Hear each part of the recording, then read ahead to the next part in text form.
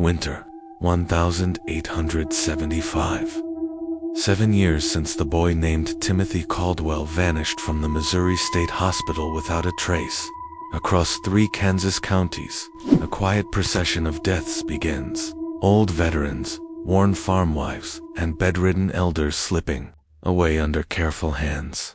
Those hands belong to a courteous youth in his late teens. Well-spoken, oddly learned for his age, answering to a borrowed name, Thomas Whitfield. Families say he brings calm to troubled rooms. Physicians note the precision of his notes, the steadiness of his touch, the absence of mistakes. What no one explains is the timing, the way endings arrive on schedule, and the way Thomas departs just days before questions find their voice. Retired now, 68, and weary of the past, Dr. Samuel Harding reads the pattern like a ledger. The ink is neat, the sums are wrong. He goes back to work. Kansas is still stitching itself together after the war. Doctors are scarce, trust is currency, and a young caregiver with steady hands spends freely. He takes the cases others avoid: dementia, failing hearts, the long winter of consumption, and he predicts the end with unsettling accuracy.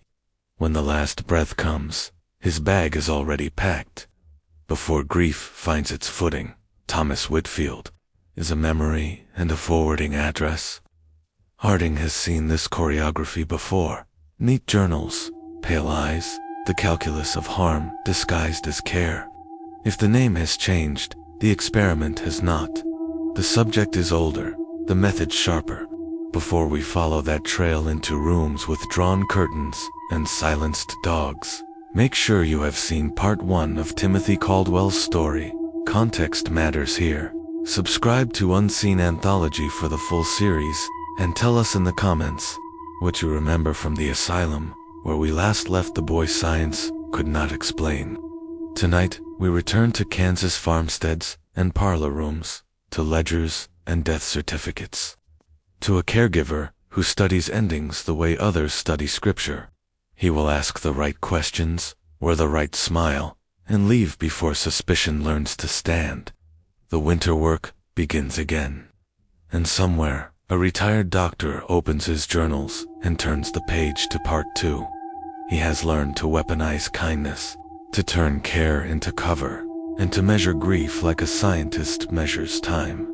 This is where the hunt resumes. Keep close, keep quiet, keep watching him. By late winter, the roads between Leavenworth and the smaller farm towns in eastern Kansas carried more than wagons and seed. They carried rumors.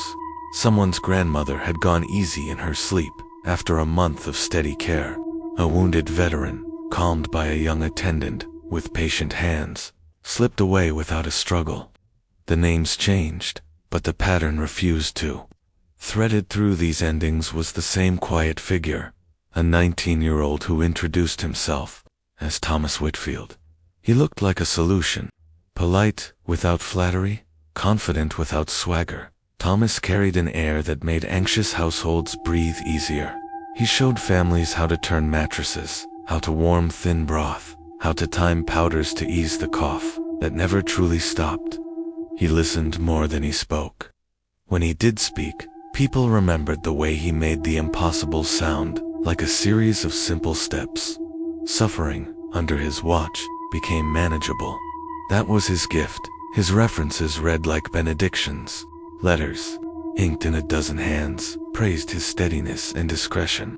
He never underpriced his work. No one trusts bargains in matters of life and death, but never so dear that pride would keep a family from asking for help. He took the hard cases, minds unmoored by age, hearts that lost their rhythm at the washboard, lungs that rattled in the night. In parlors, where other caregivers hesitated, he stepped forward without complaint. The first county man to study him closely did not arrive with a badge, but with a ledger. Dr. Benjamin Wheeler, whose signature authorized most death certificates in Leavenworth County, met Thomas when the caretaker presented the papers for Mrs. Martha Henley. Consumption had hollowed her for months. Her passing surprised no one except, perhaps, in its tidiness.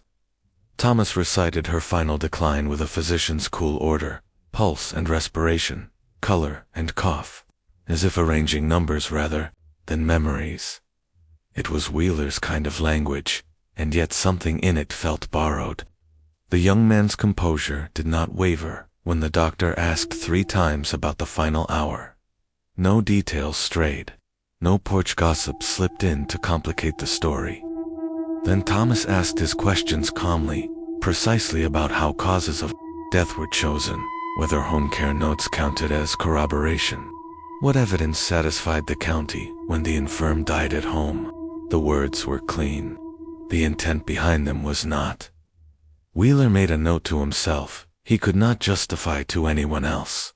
Observe Whitfield closely. He had no cause to doubt the care provided. The Henley family spoke glowingly of Thomas's night watches, his punctual dosing, the small gentlenesses that make the final week less cruel. The doctor signed the paper because the facts allowed nothing else. But he did not forget the bright interest in the young man's eyes when they fell on the line where cause met certainty. Work carried Thomas along a circuit of homesteads stitched wide enough that grief could not compare notes. His next house sat on a rise outside town, the Morrison place. The patriarch, Samuel, had suffered a stroke that pulled one half of his body out of conversation with the other. It was work that required strength as well as patience. Thomas lifted, steadied, coaxed, and more importantly watched. He walked the fields at first light when frost held the stubble, sometimes carrying a small case, sometimes nothing but his careful stare. Neighbors asked about those dawn rituals, and Thomas smiled the modest smile he had practiced to perfection. Air like this, he said, keeps a man steady when the long hours test him. 4 weeks passed in neat routines, linens aired, broth warmed, medicines measured. On a Tuesday morning, Samuel's breathing caught and did not right itself. The family found Thomas already moving through the checklist grief demands. A message for Dr. Wheeler, a chair in the sunny window, a bowl of water, a cloth, a prayer no one quite finished. Again, nothing to argue. Wheeler's examination found only what the body confessed: a second stroke, more severe, the inevitable kind. The son, Robert, told the doctor that Thomas had warned them just the day before to prepare for another turn. How would a 19-year-old know to read that inflection in an old man's speech? Wheeler did not ask. He looked at the young caregiver's calm posture and wrote down what the facts allowed. Patterns are slow when they hide inside ordinary tragedies. A caregiver who specializes in hopeless cases will be present for many endings. A doctor who sees the worst will sign more certificates than prayers. But patterns also announce themselves by their tidiness. Wheeler began to keep a second private ledger beside the county's book. Not with accusations, just with dates and names and the small observations that trouble a trained mind. The entries did not prove anything. They simply refused to stop. Arriving. Thomas stayed only as long as a household required steady hands and the softening voice that keeps panic away from the bed. After 3 to 5 weeks, no more. Rarely less, he would pronounce the situation improved or irretrievably settled. Either way, he would pack the small bag so lightly, no one heard the clasps. He left like a solved problem. By the time neighbors considered asking whether all these tidy endings meant something larger, Thomas had already found another porch to knock. In the spring the counties warmed, and with warmth came movement. Young men chased wages, cattle moved on their narrow calendar, and stories followed the roads as faithfully as dust. Wheeler heard Thomas's name in 2 other jurisdictions where his signature did not apply. Nothing overtly sinister traveled with it, only the same adjectives: steady, intelligent, efficient, and the same coda. The patient slipped away as if guided. Wheeler underlined that phrase in his memory, a line that felt too practiced to be accidental. He waited for something less polite than statistics. It arrived without a body in front of him. The county clerk mentioned, offhand, that the quiet young caregiver had returned to ask a second set of questions about documentation practices in neighboring towns.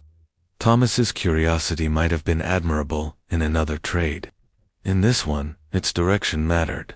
Wheeler's private ledger gained a new column: procedures he inquired about, filled in with dates that sat too near the deaths they preceded, and so a physician who could not tolerate superstition found himself leaning toward a conclusion without evidence that the neatness itself was the signal that mercy could be forged into a blade if wielded by hands that prized order over feeling. The circuit would continue because families needed him and good men signed the papers the facts demanded. Wheeler adopted a slower practice, listening for what was absent when Thomas spoke. Grief leaves ragged edges. His reports did not. That was the first true clue.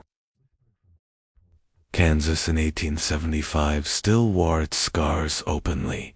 War had ended, but its exhaustion lingered in the faces of settlers who had carried parents, widows, and wounded sons westward with their hopes.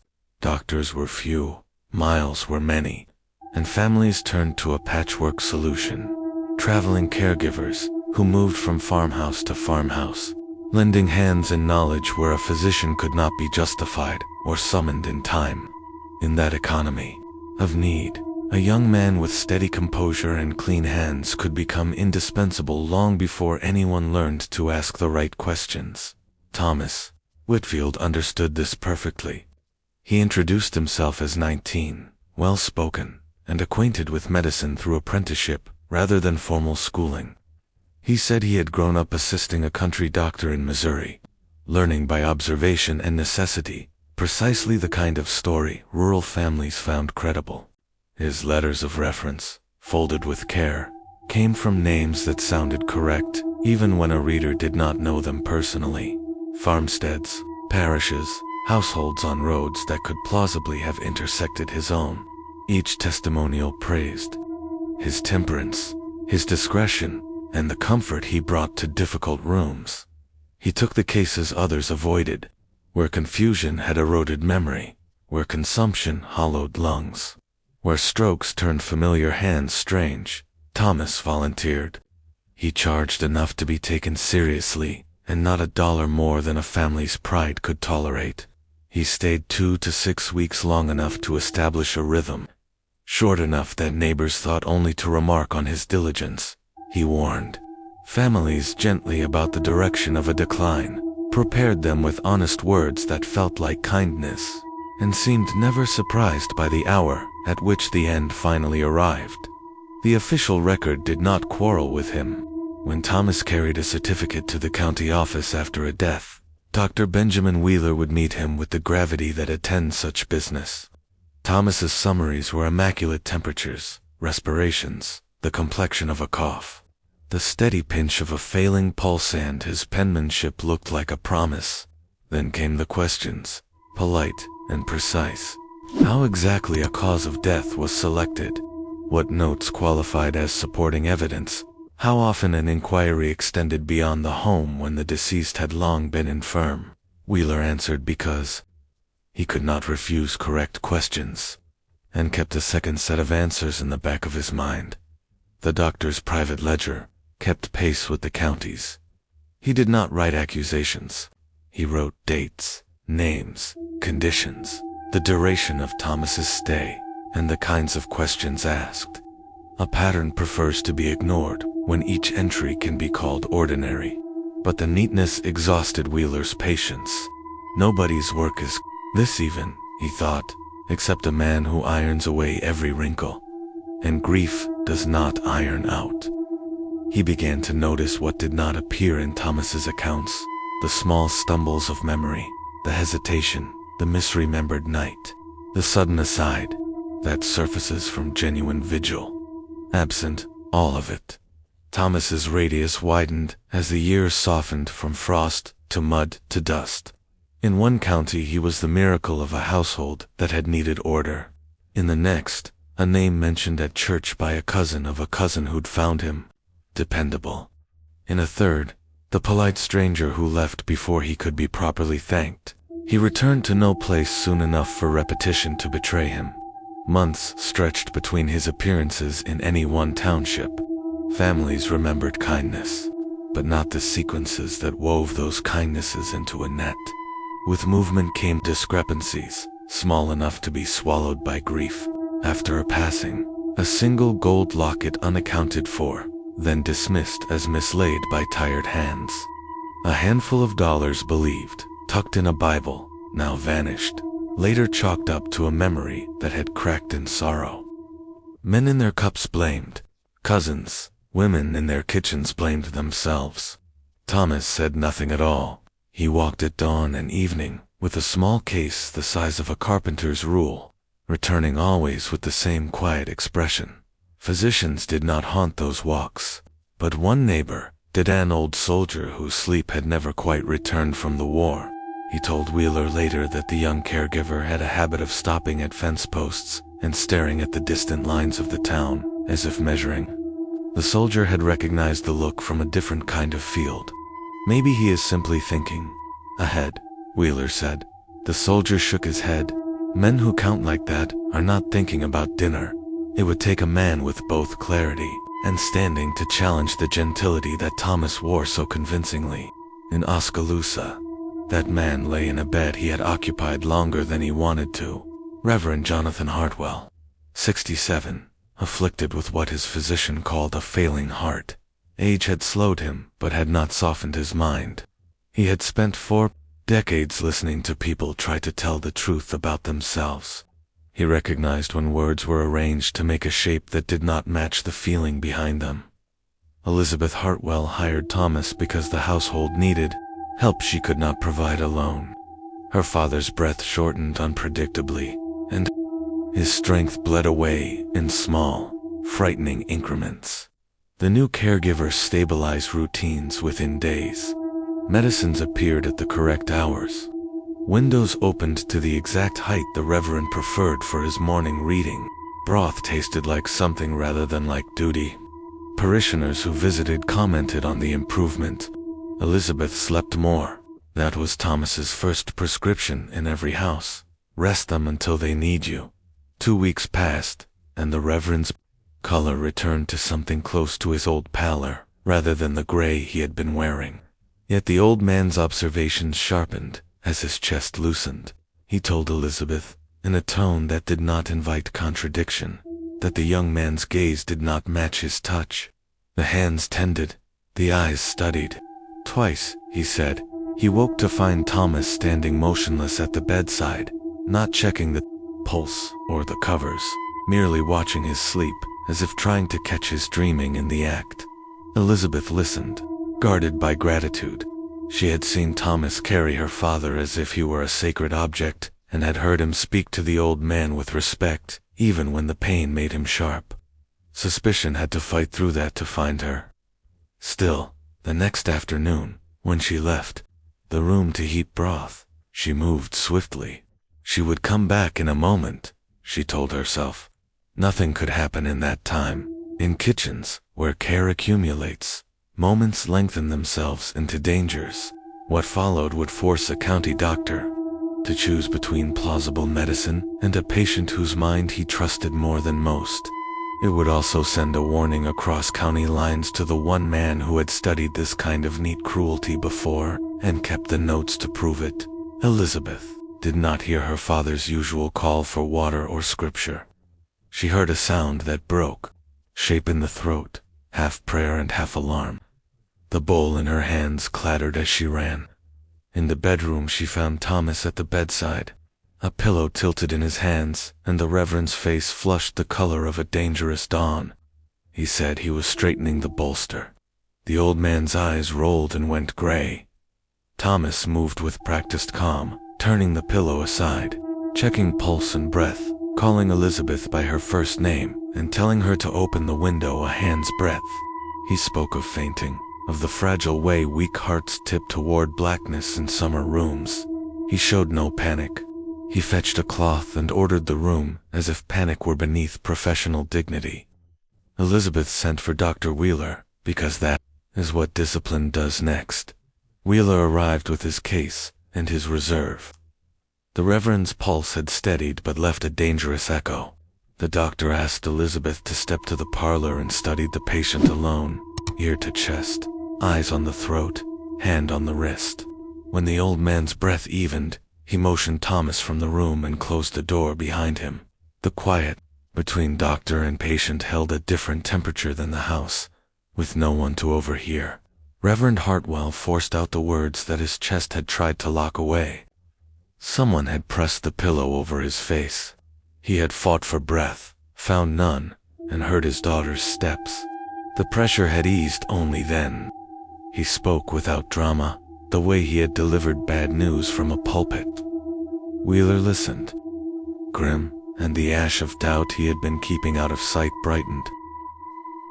He asked again, not for gossip's sake, but to trim the account of any edges that could have been shaped by fear. The answers did not change. The old man's eyes held the steadiness of someone used to choosing words that must be weighed. Wheeler stepped into the hall and invited Thomas back, voice so even it felt like a ruler laid flat. He asked the same questions and received a different world in reply. Thomas spoke of syncope, of lack of oxygen clouding recollection, of the known way the brain invents a cause when it cannot hold on to an event cleanly. He described angles and pressures consistent with adjustment rather than assault.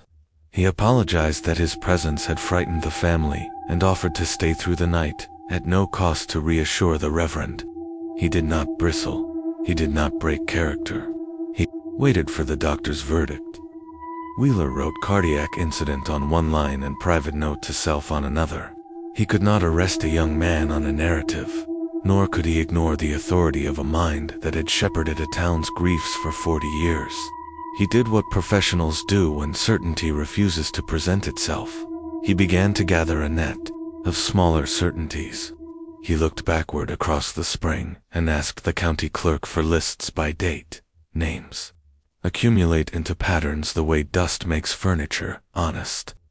Wheeler traced households where Thomas had served and noted the spacing. 3 weeks, 4, sometimes 5, never more than 6. He underlined the odd symmetry of departures that preceded questions. In the margins he wrote small thefts, uncertain, jewelry missed, money mislaid. He walked out to 2 farms and listened to women blame themselves for not remembering where. Grief had set down a coin and walked away. He wrote letters to neighboring county offices, couched in the respectful vagueness bureaucrats trust.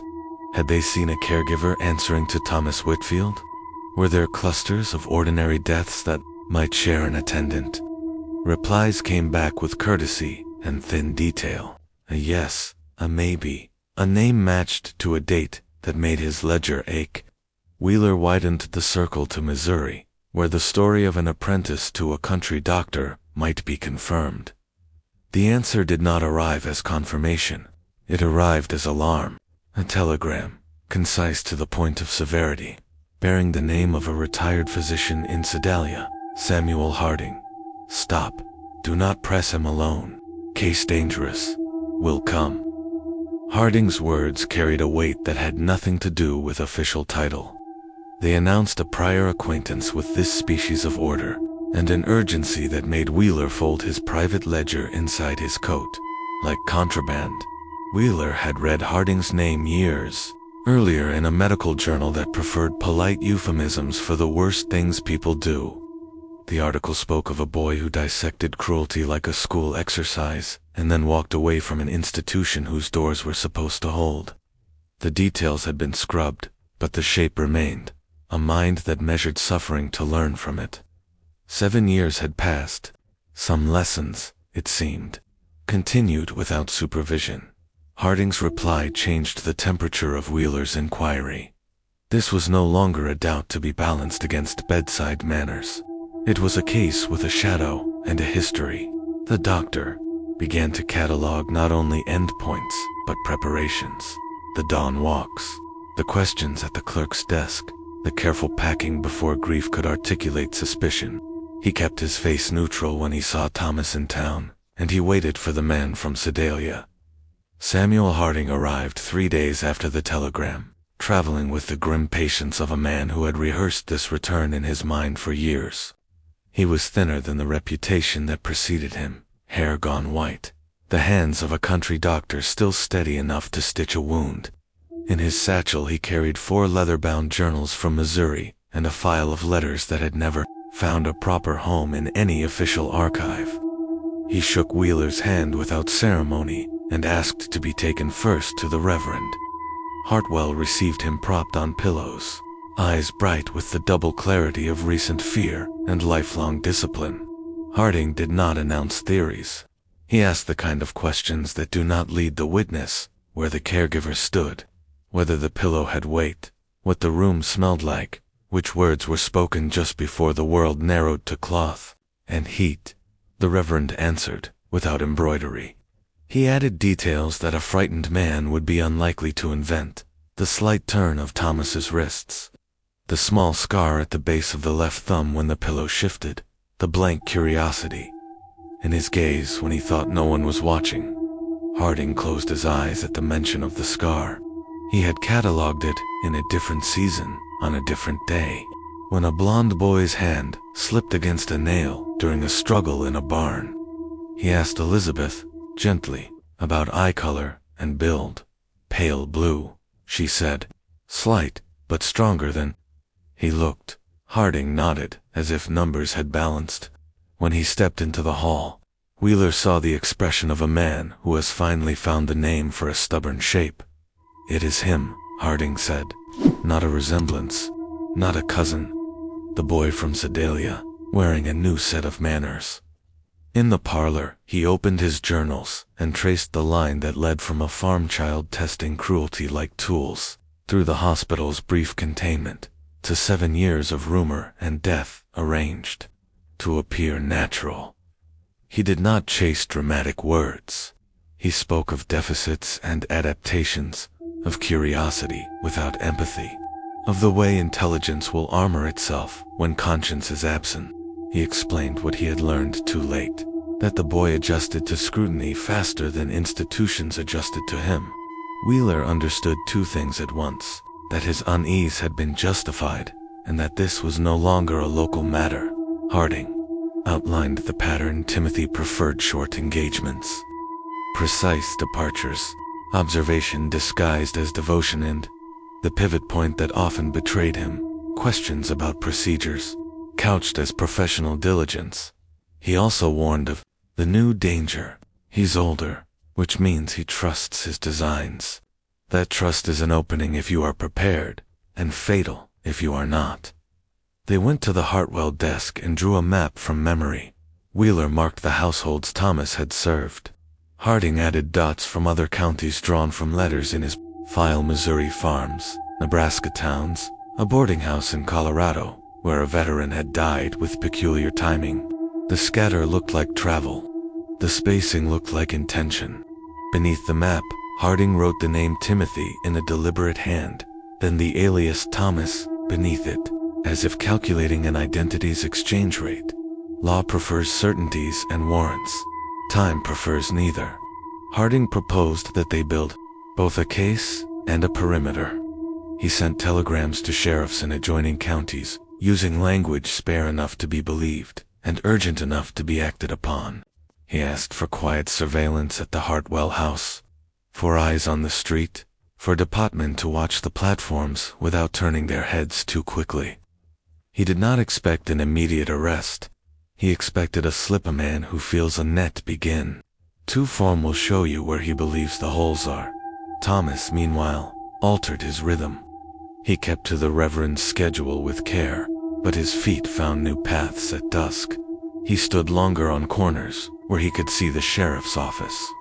He visited the cemetery twice, not as a mourner, but as a clerk, reading stones, making a mark in a notebook that he slipped away when anyone approached. An apothecary reported that the young caregiver had asked about tinctures one might use to calm nerves, doses that would not raise questions. Harding recognized the dance. He packs in his head before he packs his bag, he told Wheeler. He will announce a new engagement somewhere else and leave with thanks and a letter of recommendation already sealed for the next household. If we move too soon, we will have an accusation and a ghost. If we wait too long, we will have another. Ledger entry. The watchers Harding arranged were farmers in plain coats and a pair of deputies, who could stand still long enough to become fence posts. They were told nothing, romantic only to notice. Notice who lingers near the telegraph window. Notice who watches the sheriff's door without stepping through it. Notice whether the young caregiver studies the train schedule or the faces that study him. In a town this small, paying attention becomes its own language. On the second evening, a man with a city coat and boots too clean for pasture met Thomas near the old mill by the creek. The mill had not turned in years. Its siding smelled of damp, grain, and secrecy. The meeting lasted 20 unhurried minutes. Hands stayed low. A book passed from one to the other, then a folded packet. The city man kept glancing at the road in the practiced way of someone who has felt cuffs before. That tick gave him away more than his clothes. A deputy followed at patient distance when the stranger left. He watched him buy a cigar he did not light and go straight to the livery where a rented horse waited. 10 minutes later the man was in irons. He gave his name as Elias Brogan, but the pocket papers declared 2 other names, and neither had paid taxes. In his bag were blanks of letterhead from 3 different churches, a small case of pens and seals, and half-finished testimonials praising a caregiver called Thomas Whitfield. The interrogation began as commerce and became confession. Brogan sold identities the way a tinsmith sells cups, measured, plated, and ready for the next hand. He had been making the young man's trail neat for years, he admitted. Apprenticeships, 2 doctors that never existed, letters of gratitude from families that would be real by the time the ink dried. He boasted of the quality of his work until Harding showed him the journals with their Missouri dates and the name Timothy, written in a hand more patient than Brogan's. Boasts dry up in the presence of history. What do you want to know? The forger asked, fighting the flinch in his voice. Harding said, "Tell me how many names he has worn." Brogan counted on his fingers and came up shy of the truth. 6 at least, maybe 7 if you include the one he started with. He'd asked lately for something more durable, a set that would hold for a year, maybe 2. He said he was tired of playing town to town. He wanted to do a larger piece. Those were the words, a larger piece. The phrase sat badly in the room. Wheeler felt it in his bones the way a physician feels a fever in a house he has not entered yet. Larger meant longer. It meant a study that did not stop at one bed. Harding asked what the materials looked like this time. Brogan described a family, invented in ink, a doctor in Missouri who would vouch for Thomas's childhood, a parish register that would prove a baptism, a respectable relative in Nebraska to explain the move.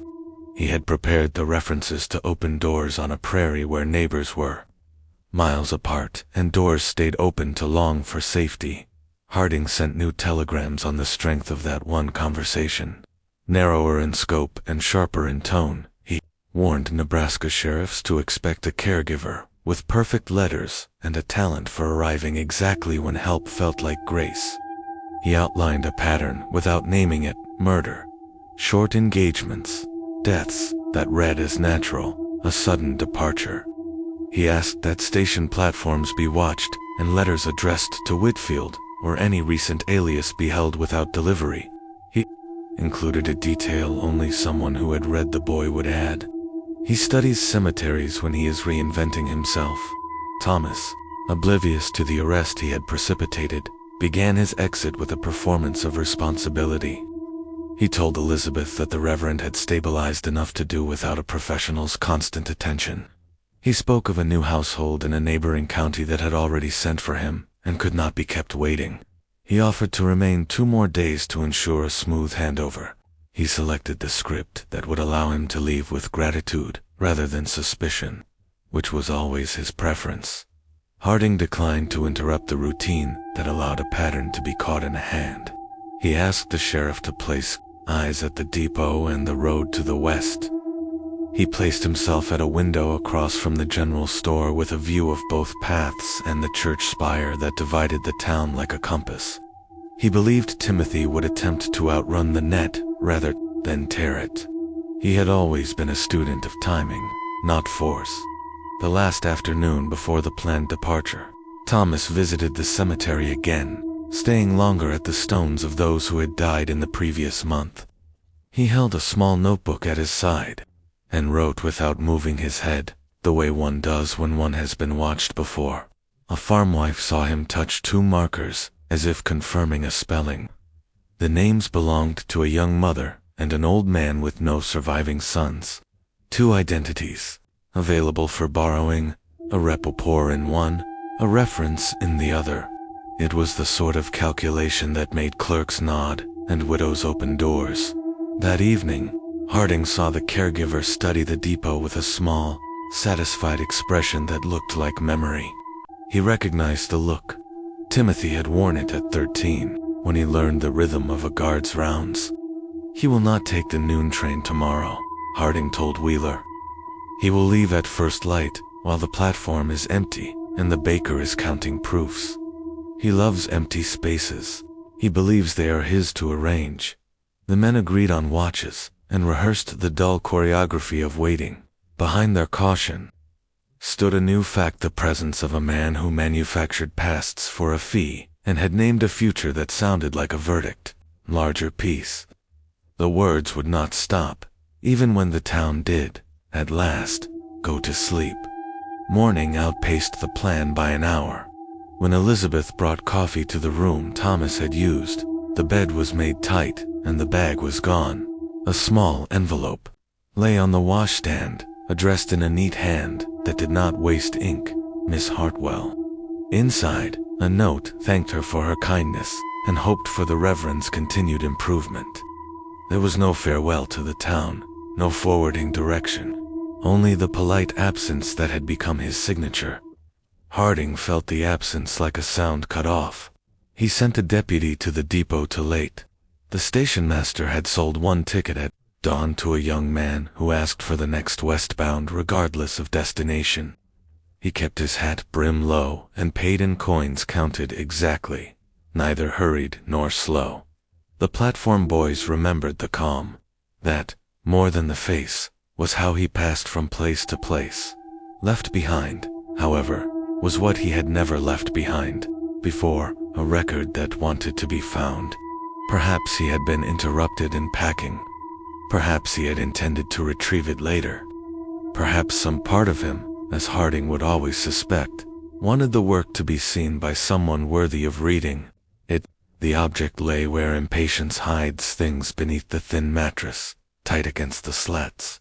A small book bound in unremarkable leather, its edges burnished by hands that preferred order to decoration. Wheeler opened it because he was the one accustomed to reading the last things people write. The first pages contained a legend of symbols that could have belonged to an accountant. Small marks for temperament, larger ones for resistance. A line crossed through a circle to mean financial comfort, a shaded square for isolation. Each household had a page. At the top, a name and the condition that had brought Thomas to the door. Below, columns, resources, hierarchy, points of pressure, likely timeline. In the margins, a handwriting so steady it looked printed, noting which confidences opened and which remained locked. The families were described with a rigor that made decency into data. Mother skeptical at first, persuaded by routine. Eldest son resentful, then grateful. Father, ashamed of dependency, complies when addressed as man rather than patient. The suffering itself appeared as a steady variable. Cough worsens when daughter reads scripture, improves when windows opened. Pain at night reduced after stories of harvest are told. It was the work of someone who believed that feelings could be tuned if one had enough patience and nerve. Halfway through, the ledger changed its temperature. A tab marked with a ribbon divided ordinary deaths from what Thomas had labeled, in a cramped, careful hand, culmination. The pages under that mark were devoted not to easing a decline, but to measuring a family's breaking points. The entries were not stage directions for mercy. They were designs. Food withheld not to starve, but to kindle fear. Messages delivered to one room, but not another to produce isolation. A praise here, a punishment there, to rearrange alliances among kin. It read like an anatomy of despair. The last section carried a heading that made Wheeler breathe, as if the room had lost air. Henderson, Lancaster County, Nebraska. Beneath the name were letters copied in full and exchanged with a daughter-in-law, modest and practical, explaining her father-in-law's failing strength and the need for help they could no longer deny. Thomas had written, as Thomas does, not begging employment, but offering competence. The family's distance from neighbors was circled as an advantage. A small map sketched in pencil showed the farm and outbuildings with arrows indicating lines of sight and doors that did not latch. Cleanly. Harding read the pages with the restraint of a man familiar with the cost of words. He closed the book when the entries turned to contingencies. If interrupted, move subject A to outbuilding. If law approaches, convert to study of choices under pressure. If cornered, force rescuer into triage between multiple perils. He rested, his hand on the cover, as if steadying a pulse, and said the thing that would set the next days in motion. He's already there in his head. We have to get there before he arrives in his body. Telegrams cannot steal miles, but they can make a map of intentions. Harding sent wires to Lancaster County and to the nearest rail junctions one could reach from Oskaloosa by morning. He described the caregiver's face in terms general enough to fit a dozen men and specific enough to fit only one. Pale eyes, a manner older than his years, a voice that makes instructions sound like reassurance. He asked that any household expecting a caregiver be visited by a sheriff before a stranger arrived. He asked that the Hendersons be watched without being frightened. Wheeler assembled what he could for the journey: a physician's bag, clean shirts, a letter that would open doors in Nebraska, and the journal itself, wrapped in oilcloth. He argued to come. Harding did not argue back. 2 men, one standing in the county of departure and one standing in the county of origin, were better than one. They bought tickets on the afternoon train that went farther than anyone wanted to ride. Between stations, Harding sketched a plan for what awaited. Approach with caution, treat the house as a design, not a scene, and assume that any quiet had been arranged to be believed. On the platform in Oskaloosa, Elizabeth pressed a small cross into Harding's palm with a steadiness that matched the reverend's. "Bring it back when you can," she said, meaning more than metal. Harding closed his hand and nodded like a man agreeing to do the impossible well. The whistle called the town forward. The train pulled them into the work that remained, and the book under the oilcloth grew heavier the farther it traveled, as if facts gain weight with distance. Morning at the edge of Lancaster County looked harmless. A pale sun, a low wind, and that steady smoke that says a house has a fire and a routine. Harding and Wheeler rode out with the sheriff who answered the wire, a square-shouldered man named Amos Keller, who valued silence over speech. They followed the track that bent through pasture to a farmhouse set on a slight rise. It wore clean paint and a practical porch. At a distance, everything suggested order. Up close, the differences announced themselves. The dogs that should have barked did not appear. The pens were not mucked, though the hour called for it. The curtains in the front rooms were pulled tight against a sky that held no glare. Wheeler watched the chickens move without a scatter of feed to guide them. Harding watched the doors and windows like a reader scans a ledger. The line items did not match the claim of a normal day. Keller left one deputy by the back shed and sent another to the north side, where a window gave view of the kitchen. He approached the front door with Wheeler at his shoulder. Harding stayed near the gate because he wanted distance for the first look, and because he knew the advantage of a second set of eyes that were not inside the frame. Keller knocked and called his office. No answer came. He tried the latch. It turned without resistance. The front room smelled of wood smoke and laudanum. A chair was angled to face the hearth. A blanket lay folded with care over one arm. No one answered the call the sheriff made as he crossed the threshold. From the back of the house, a thin voice asked for help. It was not a cry so much as a confession. A door slammed. Footsteps moved fast down a hall and away from the kitchen. Keller motioned to the north side deputy and took 3 long steps toward the sound. They found William Henderson tied to a sturdy chair with a sailor's care for knots. His face had the gray of a man who had not slept and had been made to watch. He was conscious, and he did not try to pretend he was not afraid. On a sofa near the window lay his wife. Her breath came slow and regular in the heavy rhythm that follows, a dose given for compliance rather than relief. The room itself had been rearranged to see more than comfort ever requires. On one wall hung neat sheets of paper. Columns ran across them with the upper lines marked by names in small letters that meant more than they first seemed to mean. Below the names ran rows for pulse, appetite, sleep, and speech. Notes in a tight hand recorded questions asked, answers given, and breaks in composure. A small table held instruments rolled in linen, and a second table held a ledger open to a page where a list of tasks had been checked, as if by a clerk. Harding read the room like a surgeon reads a wound. He saw the sight lines between chair and sofa and door. He saw the way each piece of furniture had been pulled into place to create a stage, where one person could watch another and make notes while the heat and the smell of food moved where they would do the most work on a mind. He said nothing at first. He only counted. He counted the cups, the plates, the steps between pieces, the length of the rope at the bed.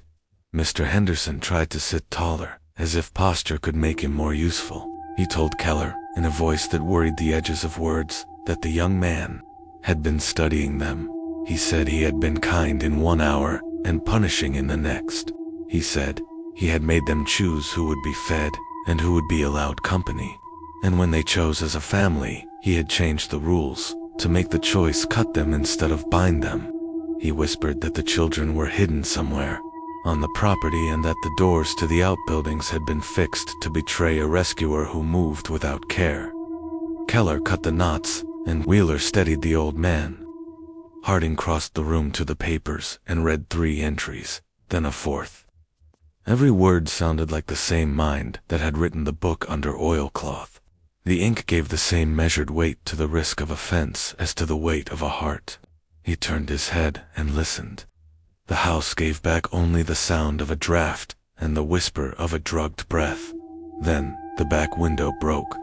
A deputy shouted, and the sharp, mean sound of a pistol answered once, then twice, more like warnings than war. Harding and Keller moved toward the light with the professional slowness that keeps men alive.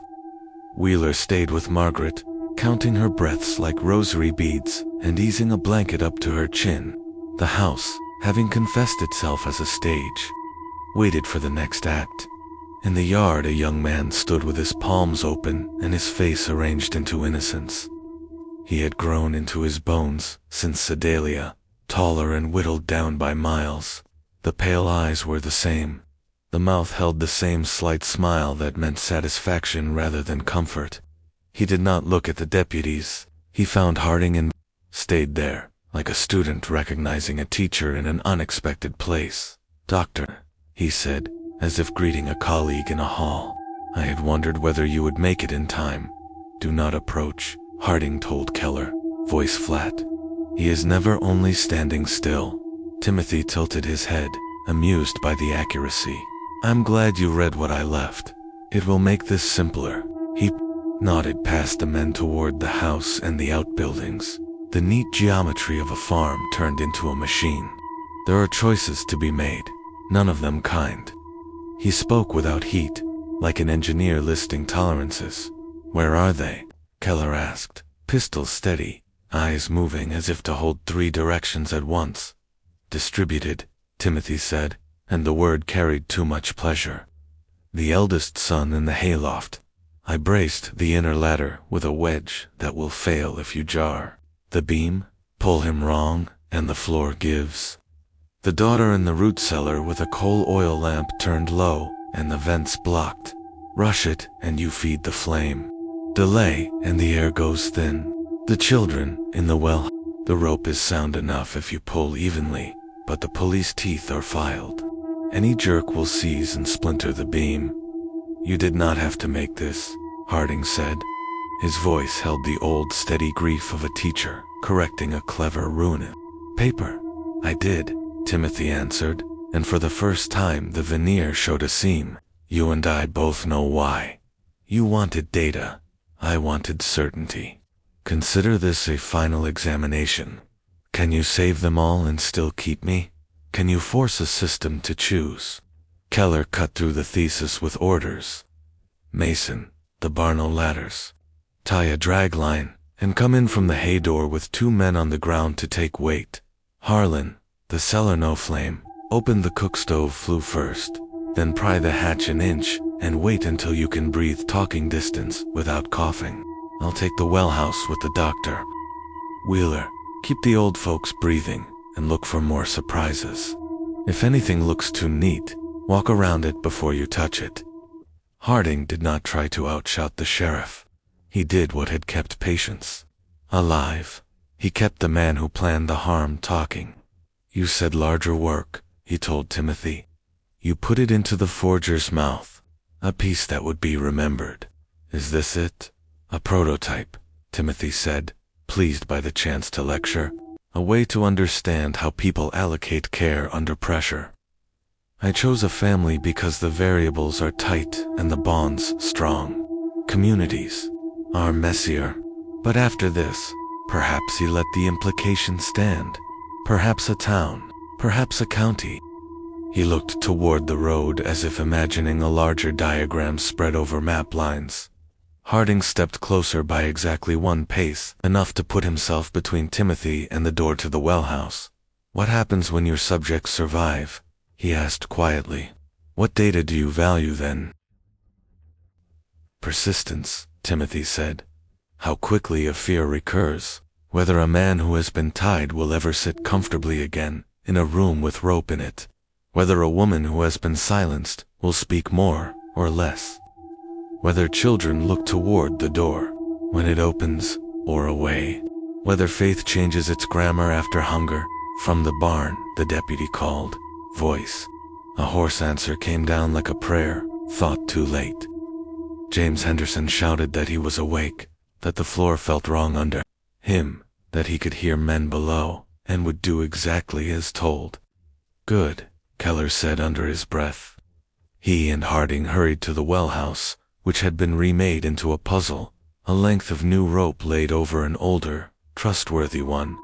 A brace wedged beneath the beam to invite the wrong pull. A second bucket, knocked on its side to look like an accident. Steady, Harding told Keller, palm open. He peered through the dark slit of the door. 2 small faces turned up from the cool shadow, tear tracks bright. He smiled the plain, unfancy smile of a country. Dr. Wren said, I am going to talk the rope like it's a stubborn friend. You are going to listen for the sound it makes when it forgives us. Back in the yard, Timothy watched as if the scene answered a question he had carried for years. He did not run. He did not lower his hands. He had forced the triage he wanted, and seemed content to measure. Wheeler stepped into the kitchen and found under the table a weight tied to a length of twine that ran to the back door. Open it wrong, and a lamp jarred just enough to fall. He pinched the line and cut it, then removed the lamp carefully, breathing through his mouth. Margaret stirred and moaned and sank again. He murmured to her as he would to a child, simple words. Lo, nothing that asked her to choose. The farm held its breath. The men moved the way you move, in brittle, cold, slow, precise, respecting the physics of breakage. Timothy looked from structure to structure, like a conductor listening for a section to falter. Harding reached for the rope. Harding laid his palm on the line to feel the fibers talk under skin. New rope squeaks, old rope hums. A cut tooth will catch like a lie in a good story. He tested without weight, then with an ounce, then a pound. keeping the angle true so no sudden grit would bite. Keller braced the beam with a timber scavenged from a fence rail, sliding it into place so the load would transfer slowly if anything failed. Children learn a rescuer's confidence through tone more than instruction. Harding spoke as if lowering. "A bucket for apples. One at a time," he said, and heard two small voices argue softly about fairness even now. He smiled in spite of the circumstances. The first child looped his arms into the bucket and set his knees, just as instructed. Harding took the slack in his fingers. Keller kept the beam honest, and the rope came up with a sigh that might have been the well itself relieved to offer up its burden. When the boy reached the doorsill, Keller lifted him clear and set him down the way you set down a secret you planned to keep. The second child slipped once and corrected, guided by a grandfather's voice from the main room that carried steadiness across the yard. William Henderson, unwound from his chair, called his grandchildren by name and reminded them of chores, as if routine could shore up a moment that had been deliberately unmoored. It worked. The girl breathed and climbed. Harding rested one hand against the beam to feel for any change in temperature or bite. The line rose without complaint. From the barn, the deputies followed Keller's orders, refusing the inner ladder that begged for a foot. They threw a line through the hay door and called to James to crawl toward the sound of their voices. Not toward the light, not yet. They measured his weight with the rope before they asked him to move again, so the shift would not surprise the failing brace. When he came near enough to see their faces, they backed together. Two men on the ground keeping the angle correct, while the third lifted from above, at the cellar hatch. Harlan cracked the flue and waited. He held a mirror near the opening to watch what a candle would have told him, unwilling to feed flame to air that thirsted for it. When the glass cleared, he raised the lid the width of a hand and breathed through a wet cloth until the air inside smelled like dirt instead of lamp. Mary's voice answered on the second call, thin and ashamed, as if she had broken something and did not want to be scolded. He told her there would be no scolding today. He told her to lie still a moment longer, then to rise when the air felt like wind, not syrup. All the while Timothy watched Harding, and Harding answered the watching with conversation, the way a pair of old fencers might trade touches. "You claim evolution," Harding said, eyes never leaving the line. "But there is nothing new in forcing a choice and calling it truth. You have learned mechanics, not meaning. Meaning is a superstition," Timothy said. "Structure is real. If I could show you on a chalkboard the curves of panic and the decay of hope, you would thank me. You brought your journals to testify against me. They will testify for me instead." He said it without fever, as if offering a clean proof in a clean hand. "You have not included yourself in any of your proofs," Harding answered. "The holes in the chalkboard are shaped like you. What happens to your curves when you are inside the room, not at the window?" Timothy's mouth tightened at the edges. "Control is the point," he said. "A subject cannot also be an instrument." Keller lifted the second child free and pressed her to Wheeler, who tucked her against his coat and told her the names of the tools in his bag as if they were friendly animals. Harlan raised Mary into the light and eased her to a chair. She coughed and cried and asked for her mother. The request seemed to shake a little of the drug out of Margaret. She made a sound that belonged to other years. In the yard, Harding let the rope empty of weight, coil by coil, the line clean in his hands. He looked at Timothy and counted out loud, not for drama, but to mark time for the men behind him. 1, 2, 3. James came to the threshold of the hay door, arms shaking but eyes set like a plow line. The deputies steadied him and lowered in slow stages, taking the strain in the thighs so their hands could listen. When his boots touched earth, he sat down because he had to, and he laughed once out of pure insistence on living. The study had failed to kill anyone. It had not failed to hurt them. Timothy's face did something it had not yet done. It lost a layer. "I did not intend their deaths," he said. Not for the first time in his life, and not entirely to be forgiven. I needed the moments, the choices. The numbers. The law will not care about your intent, Keller said, holstering his pistol now that his hands were needed for handcuffs. Harding lifted a palm. Not yet. He stepped close enough to see the variability in Timothy's breath, the telltale quickness that scans for an exit, even when no exit remains. The young man had planned an elegant decision. Trian found himself standing in a field of outcomes he could not control. Talk to me, Harding said, and lowered his voice so only the two of them could hear. You have built a world without mercy. Tell me if it is a world you can live in. For a long moment, the yard held only the small sounds of rescue's aftermath, ropes settling, boots on dry earth, the subdued weeping of someone who has learned she is allowed to weep. Timothy's eyes tracked from Keller's badge to Wheeler's hands to the children's faces. When he looked back to Harding, the cleverness was still there, but it shared space with something stripped and plain. Loneliness, named at last. He lowered his hands the short distance necessary to make a gesture of surrender. The deputies moved in precisely, neither rough nor trusting. Iron answered intention with a click that felt like punctuation. The cuffs were not the end of the work.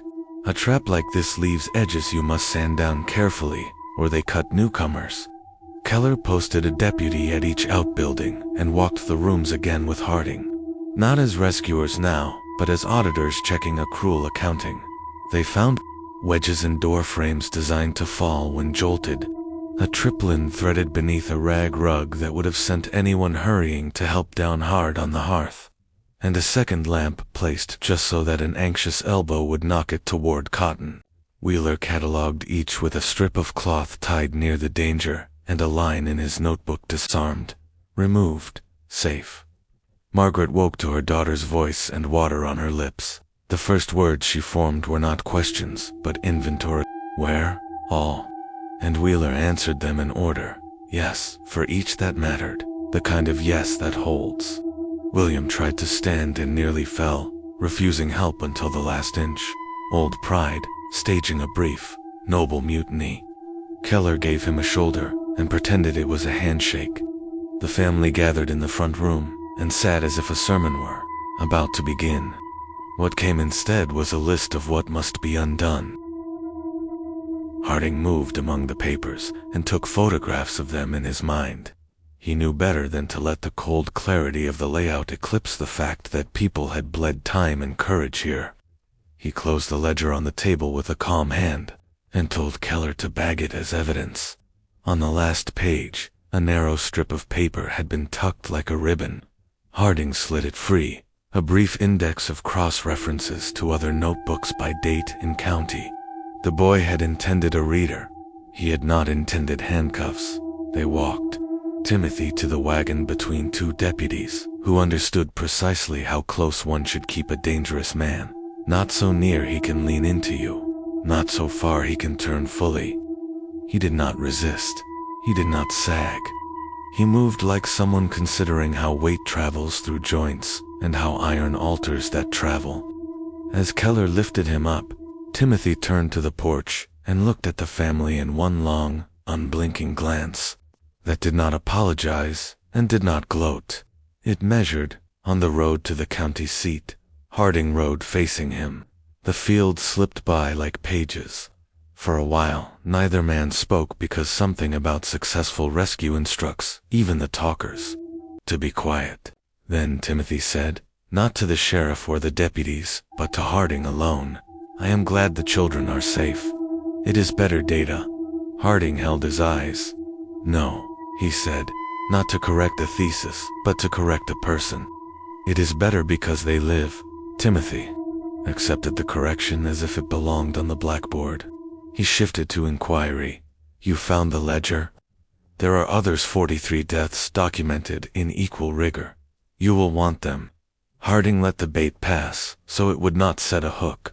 He said only, they will be collected, and then, you will not be the one to choose the order in which I read. At the jail. The booking felt like any other name offered and recorded, aliases noted, possessions inventoried in the board hand of a clerk who had never written a larger history, but wrote this one legible.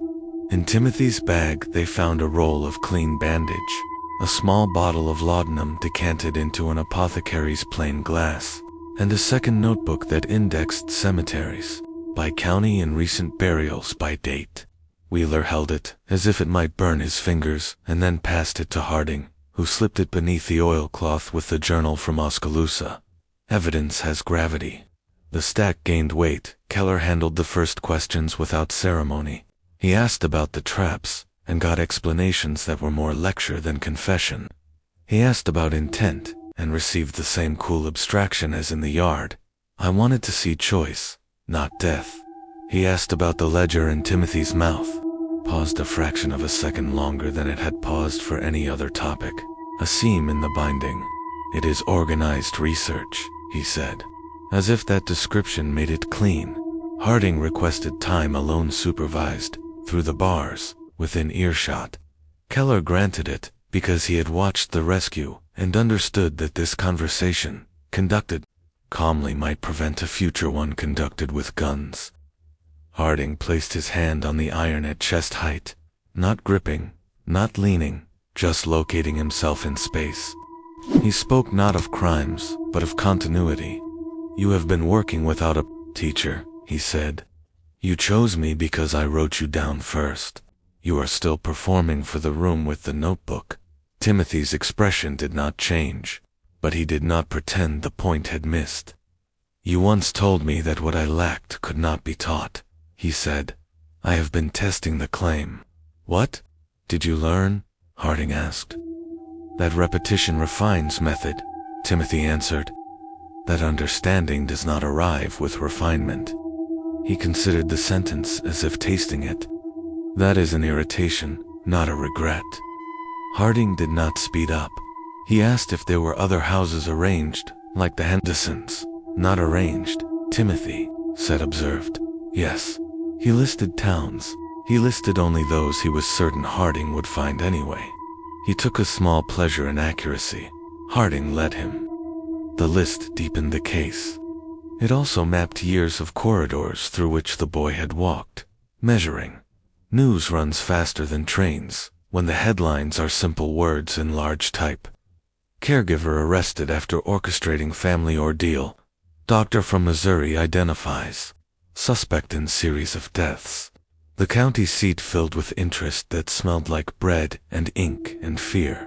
Men who rarely attended court made plans to sit at the back and try to understand whether the law could hold something so cold without dropping it or warming it into a lesser thing. In the evenings, Harding sat at a desk and began the work of arranging his own notes. He wrote names and years and the small observations that turn a story into a structure. He did not chase grandeur. He wrote what could be proven. He mailed copies to offices that answered his first wires and asked them to send, in return, any documentation that mentioned a caregiver who loved order too much. A case had become a chain. It needed links, not rhetoric. The courtroom smelled like pine shavings and damp wool. Winter had come back to finish what autumn began. The benches filled with faces from 2 counties and the one beyond. All of them trying to reconcile the polite boy they had hired or heard about with the diagrams and ledgers the sheriff's men carried in as exhibits. Timothy sat where defendants sit, not slouched, not stiff, simply present, as if attending a lecture whose syllabus he himself had written. Prosecutors prefer clean narratives. This one resisted even as it offered plenty. Many deaths had been natural, or at least indistinguishable from natural, when examined singly. The Henderson matter, however, supplied construction and intent so stark even a friendly jury could not mistake it. The state built its case around that week and used the journals to suggest a pattern, not the blunt malice of a highwayman, but a colder program, a conversion of care into mechanism. Harding testified with the restraint of a man who understands that adjectives do not hold in court. He spoke of a boy he had studied, of deficits in empathy, of intact intelligence, of the way such a combination can produce curiosity without break. He did not use the later language psychopathy, antisocial disorder that future experts would reach for. He used the terms his time allowed, moral derangement, partial insanity of the affections, imitative calm, he explained, habit and method, and left judgment to those who sat for that purpose. Wheeler followed, ledger in hand, and walked the jury through dates and distances, durations of care, and the clean timing of departures. He did not speculate, he pointed. He let the neatness speak, because the neatness had troubled him first. The forger Brogan, or whatever name he preferred, testified to, and the courtroom leaned forward to hear how a life can be pressed into paper, convincingly enough, to open doors. He described seals and flourishes, the way a pastor's hand differs from a farmer's, how to make ink look older than it is. He did not look at Timothy because salesmen avoid locking eyes with their best clients in public. Timothy took the stand at his counsel's advice and turned examination into colloquy. He spoke of methods, as if sharing a useful technique with colleagues. Calm, precise, sometimes gently correcting terms. When asked why he rigged a barn and a cellar and a well house, he said he wanted to observe allocation under pressure. When asked whether death had been his aim, he said no, not his aim, has tolerated risk. When asked whether he felt sorrow, he said he understood the word and could reproduce its gestures, but did not experience the interior state others described. The room made a sound that is not quite a sigh and not quite a shiver. Law, in that year, in that place, had not decided what to do with a creature who spoke like a scientist and arranged rooms like a predator. The judge's charge walked a narrow plank between holding a person accountable and recognizing a mind that did not contain certain ordinary breaks. Insanity, as the law wrote it then, needed delusion. Timothy had none. He had only a lockawell that did not fill. The jury found him guilty of the crimes the Henderson case made unambiguous. The sentence came down heavy and without ornament. Life, no parole. The state, not equipped to place him among common criminals without risk of either harm or increase, designated a section of the prison for men whose minds made them dangerous in calculated ways. The wing was not mercy, it was a collar. Harding arranged permission to visit on a schedule that suited both research and conscience. He did not come to befriend. He came to record and to keep a promise he had made to himself the week of the rescue, to prevent anyone else from mistaking tidiness for kindness where this man was concerned. Their interviews were formal, chairs set at angles that discouraged collusion, a guard at a polite distance who had been told to listen but not to try to understand. Harding asked about sequences, about how Timothy selected households, about thresholds that triggered decision. Timothy answered with the lucidity of a man who likes to be asked good questions. He described how he spotted isolation, not only geography, but social, pride that keeps help at bay, piety that keeps confession quiet, shame that keeps accounts unexamined. He spoke of the power of routine to sedate suspicion. He never once used the word compassion. Harding published, cautiously at first, in journals that permitted discussions of moral treatment in the borderlands of sanity. He did not name his subject. He described the profile: youthful, competent, unusually calm, attentive to procedures, drawn to settings where death can be plausibly natural. Physicians and sheriffs in 4 states clipped the articles and sent letters asking whether the pattern could be taught to men who signed certificates and patrol roads. Harding answered each, adding a paragraph on the difference between vigilance and panic. "Do not startle every good caregiver into exile," he wrote. "Teach yourself to hear the absence of raggedness in a report of grief." The Henderson family's recovery took on the plain, heroic shape of chores resumed. William advocated for background checks in church meetings and at the county board, not with fire but with stubbornness. He insisted that recommendation letters be verified by telegraph, when possible, or by a neighbor's horse when not. Elizabeth kept a list of questions to ask anyone who would care for her father. What did you do when your last patient gagged on a dose? How do you speak to a proud man who cannot rise? What do you do with a night that will not end? The questions were not traps. They were screens. The journals Timothy had left behind, those taken from his room, those found later in lockers and rented trunks under names that did not belong to him, became evidence, and then something beyond evidence. Extracts, anonymized and laundered of specifics, circulated among physicians and, later, among men who would be called detectives. The cold clarity of the notes made them useful in ways that tested stomachs. Wheeler argued for publishing only. What would prevent? Harding agreed. They left out the parts that sounded like admiration for the design. The files were sealed after sentencing at Harding's urging. Not to erase, but to defer. He believed time would make better use of them, that a future with a vocabulary more exact than his own might read them without catching the wrong fire. In the meantime, he kept visiting the wing where corridors meet, and sound turns echo into sermon. Timothy kept talking, because performance requires a listener. They did not become kin. They became, in the strictest sense, each other's work. Prison turned Timothy inward without making him smaller. He learned the corridors as he had learned counties, mapping sounds and routines, until the days felt like a problem set he could solve and resolve. Guards remarked on his steadiness, administrators on his compliance. Both failed to notice how he rehearsed their habits the way he once rehearsed a household's. He kept a notebook when permitted, stored sequences in his head when not, and treated the cell block as a laboratory where variables wore boots and keys. Harding visited through one winter and part of a spring, then less often, as the years took his breath. Their conversations kept to the narrow bridge they had always shared, observation and the uses of order. Timothy spoke of criminal taxonomies, as if arranging butterflies in drawers, impulsive, acquisitive, calculating each specimen pinned, by motive and method, each label neat. When Harding asked about remorse, Timothy answered with the candor of a man who does not fear losing what he never had. I can perform it. I cannot feel it.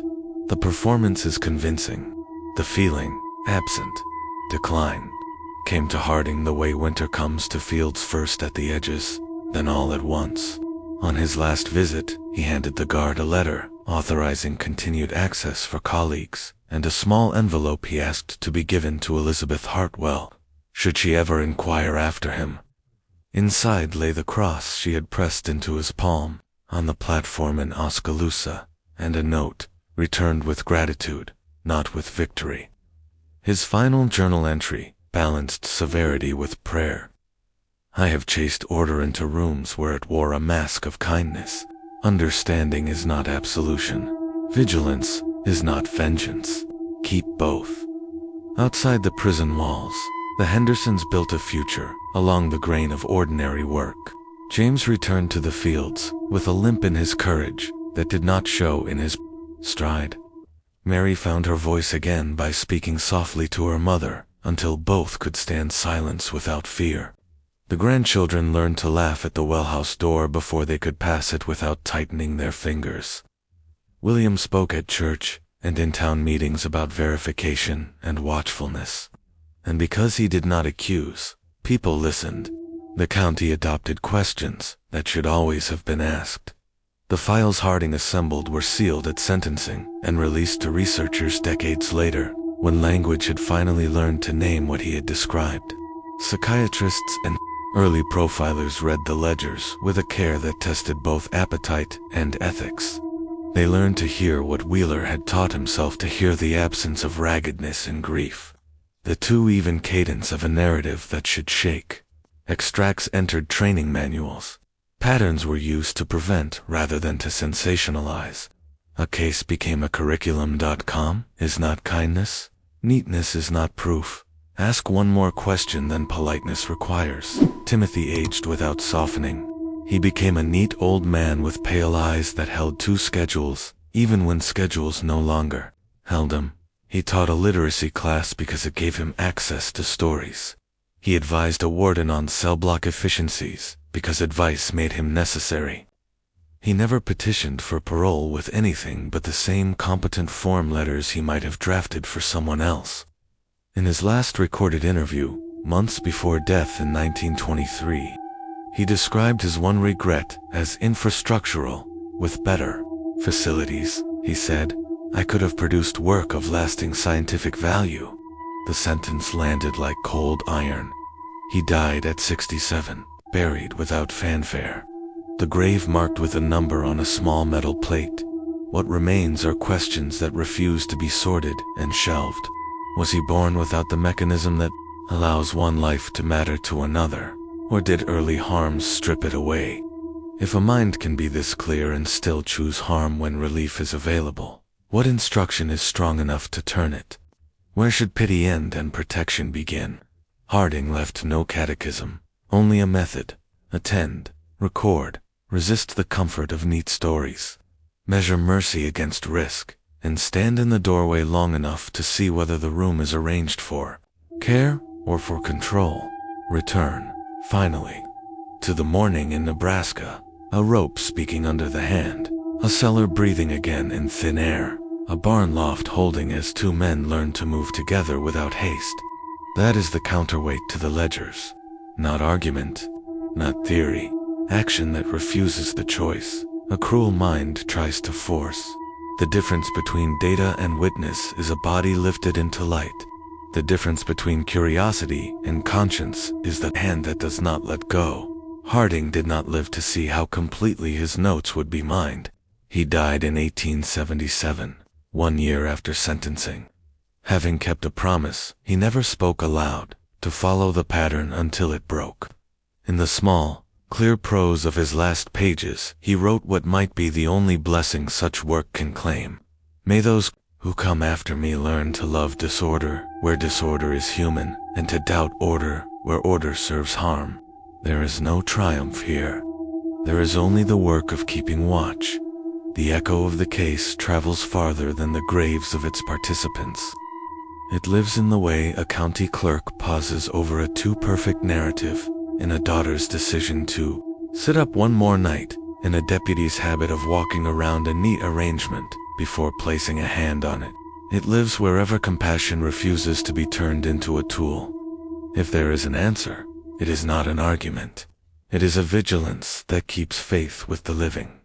If Timothy Caldwell's tale sent a chill down your spine, share it with someone bold, enough to face the shadows and see what malevolence can hide beneath a caregiver's gentle smile.